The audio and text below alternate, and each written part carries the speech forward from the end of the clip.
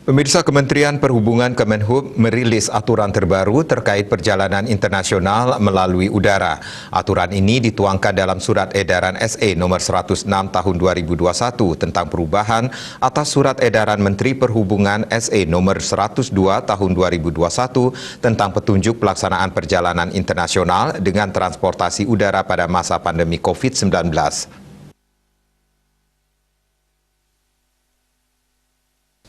Direktur Jenderal Perhubungan Udara Novi Rianto mengatakan SE 106 tahun 2021 dikeluarkan guna mencegah masuknya COVID-19 B.1.1.529 atau varian Omikron ke Indonesia. Menurutnya, Indonesia harus bisa mencegah terjadinya gelombang ketiga. Di dalam negeri sedang dilakukan pembatasan untuk Natal dan Tahun Baru, sementara untuk internasional cegah Omikron masuk Indonesia.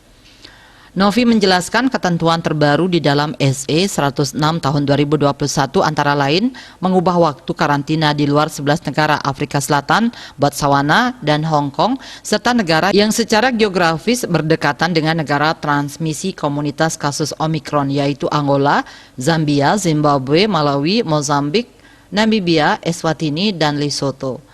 Dari semula 7 hari menjadi 10 hari.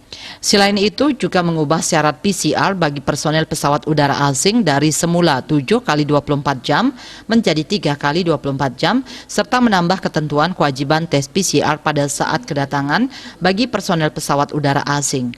Aturan lebih detail khusus kepada kru, baik pilot, pramugari, dan semua teknisi, diberlakukan hal yang sama mulai 3 Desember 2021.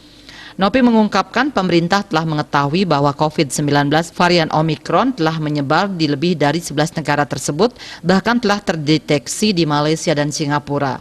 Ia berharap agar upaya yang telah dilakukan dapat berguna untuk mencegah masuknya varian tersebut ke tanah air. Ia juga meminta kepada seluruh pemangku kepentingan, khususnya operator udara, agar melaksanakan ketentuan dengan baik.